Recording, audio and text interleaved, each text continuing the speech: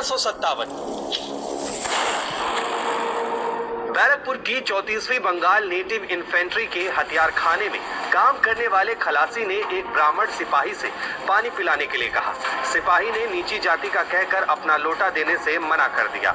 इस पर खलासी ने कहा कि जल्द ही तुम्हारी जाति भ्रष्ट होने वाली है, क्योंकि अब तुम्हें गाय और सुअर की चर्बी से बने कारतूसों को मुंह से खींचना होगा। 1857 की क्रांति थी और ये बात सिपाहियों को 2-3 जगह लोगों ने बताई।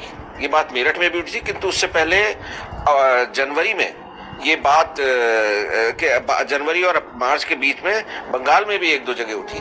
फिर आई 29 मार्च 1857 की शाम, जब अपने तंबू में बंदूक साफ कर रहे मंगल पांडे को ये खबर पता चली तो वो अपने सीनियर सर्जन मैटर के पास पहुंचे और गुस्से में गोली चला दी। ब्रिटिश इतिहासकार रोजी लिलवेलन जोन्स ने अपनी किताब the great uprising in India 1857-58 untold इतिहासकार ने अपनी पुस्तक में लिखा, मंगल पांडे ने अपनी तलवार से सार्जेंट मेजर और एडजुटेंट पर हमला बोल दिया और दोनों को गंभीर रूप से घायल कर दिया था।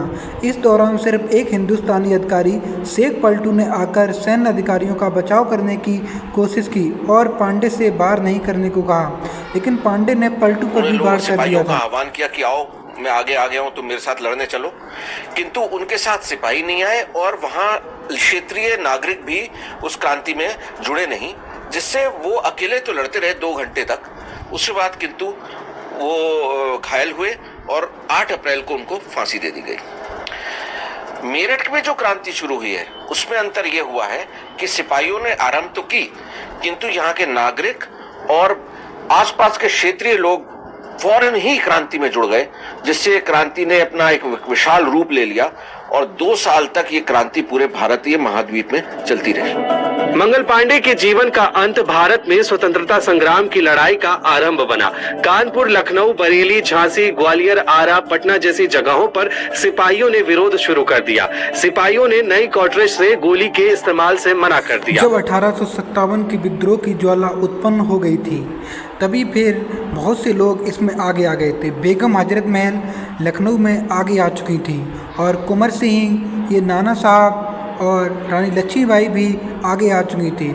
कुंवर सिंह जो बिहार के थे, उन्होंने बिहार का नेतृत्व किया था और वहाँ भी कई लोगों ने संग्राम चलती रही। 1857 में शुरू हुई क्रांति की यादों को मेरठ के स्वतंत्रता संग्राम संग्रहालय में सजो कर रखा गया है, जहाँ मंगल पांडे से लेकर रानी लक्ष्मीबाई समेत कई क्रांतिकारियों की लड़ाई को दर्शाया गया है।